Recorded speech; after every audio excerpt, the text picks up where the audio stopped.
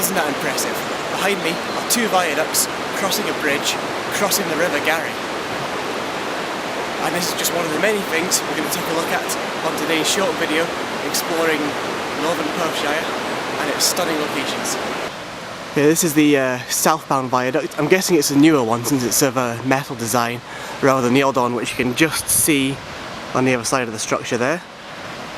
And I don't know if they both have different names, but looking them up, one of them appears to be the Calvine Viaduct, which I would assume would be this one, and the older one I'm guessing would be the Struan Viaduct.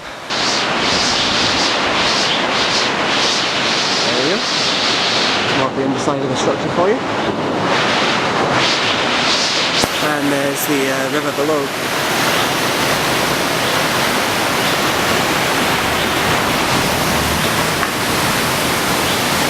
And you can get a good view of both of the viaducts here. I don't know if you can still hear me over the sound of the water or not. And here comes a tractor just to get in the way. There you go. If you don't want to be in the video, you shouldn't have drove past at that particular time. So screw you.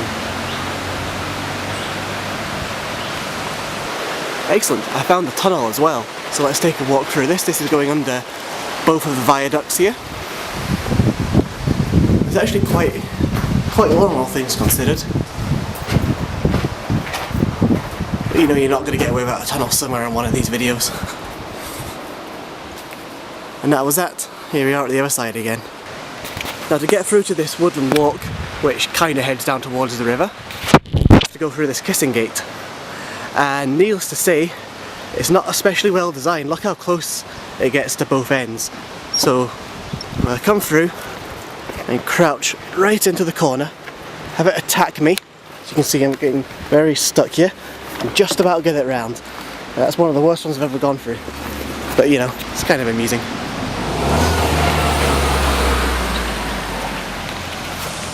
Burnt Tree Vehicle Rental. It's a pretty strange name for a company like that. Anyway, so yeah, that gate gets my personal thumbs down. Okay, so ahead of me for the next 3 miles we're going to be following the former alignment of the A9. And this is now a cycle track, so I'm not really meant to be driving it, but we're going to go for it anyway. It runs for about 3 miles between Calvine and a place called Dalnamein, which, I don't know if that's how you pronounce it properly, but there's a couple of bridges there, so let's go take a look at those.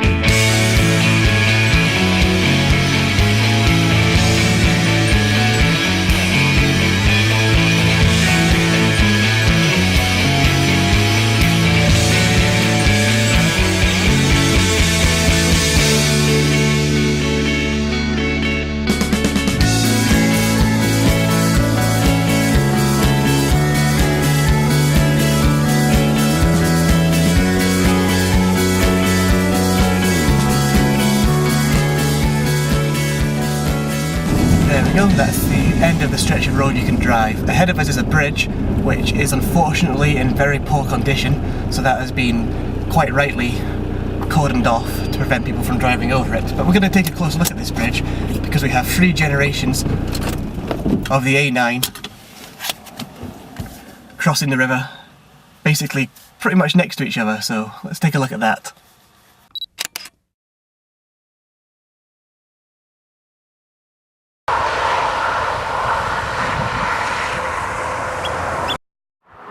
Now this is the former A9 bridge, built in the 1930s, of a predominantly concrete design, and unfortunately it's not holding up very well. Most of it has been blocked off, and there is a good reason for that.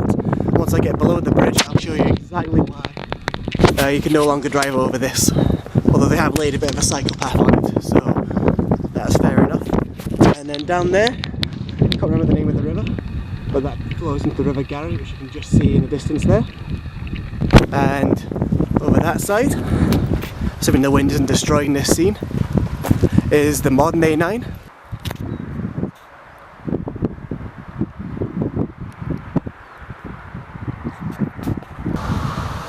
Here we go, we're underneath the bridge. Like I say, 1930s concrete structure, but unfortunately it is falling apart. You can't probably make it out very easily here, but there's a big bit of concrete hanging down there, and it's just generally in a poor condition.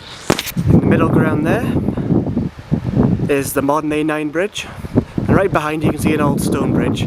So there we go, 3 generations of A9 bridges in one place.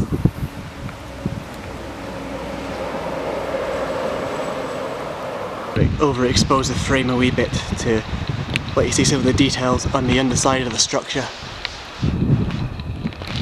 But yeah, it really doesn't look like it's in good condition anymore, which is a real shame. I wonder if they'll reuse this route when they do the A9. Here we go, this is the old A9 bridge. I don't know if it was a part of the A9 or not, but it was definitely part of the route up north. I believe it was built by General Wade, or at least his people. I might have got that wrong, but I think he's responsible for a lot of structures in this area, in the Highlands in general. The old bridge is actually quite unassuming from the top. You just think, oh, I'm going over a bit of a grassy path. It's only when you look down and you see the water flowing right underneath you there that you realise that you're actually on top of something interesting. Let's have a look down this way, and again you can see the modern A9 bridge and the pillars of the old concrete bridge in the distance.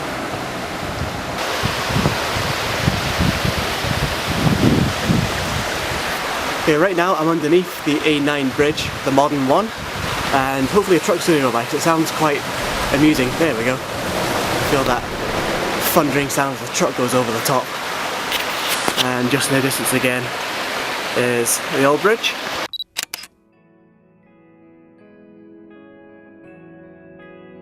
Okay, in a rare situation I've decided to go shopping, because I always find shopping fun.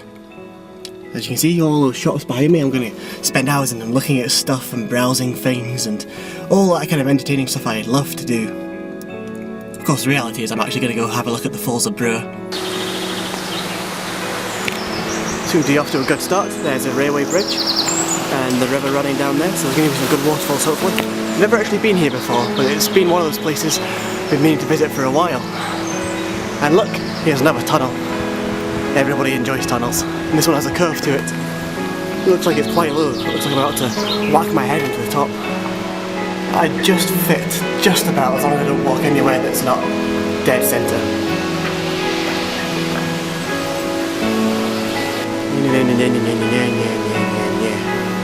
This is pretty much how I'm going to sum that up.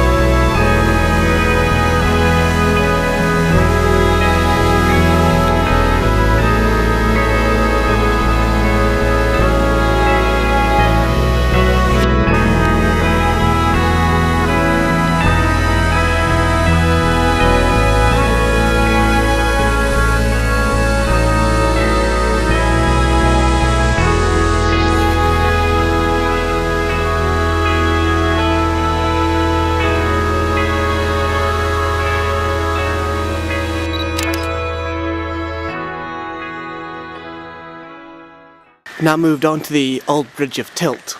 I'm not quite sure how I get to it. I think it's just around the corner, but how to get below is going to be the challenge. However, I have noticed this wee bridge here. I think if you could ever describe a bridge as cute, then this would be it. Looks like we're on the right path. And pretty much as the sign tells you, it's twisting down, so I'm hoping this will lead me below the old bridge of Tilt.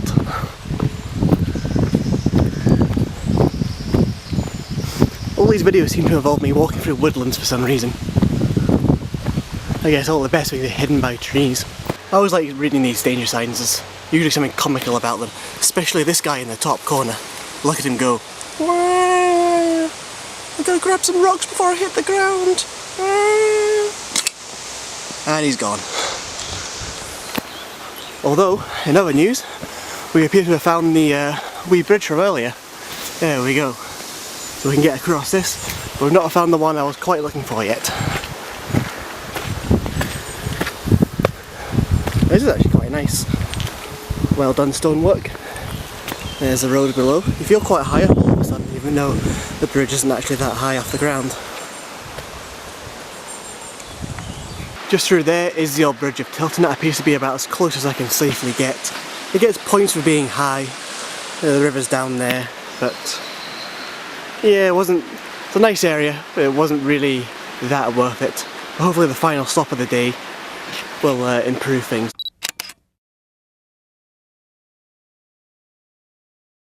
Okay, so can anybody guess where I am right now?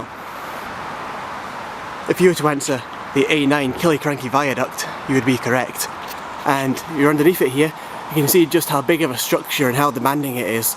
This carries the dual carriageway A9 across the very side of Killiecrankie Pass, because if you go into the pass below, it's taken up by the River Garry, the railway, some old footpaths, and the old 1930s A9.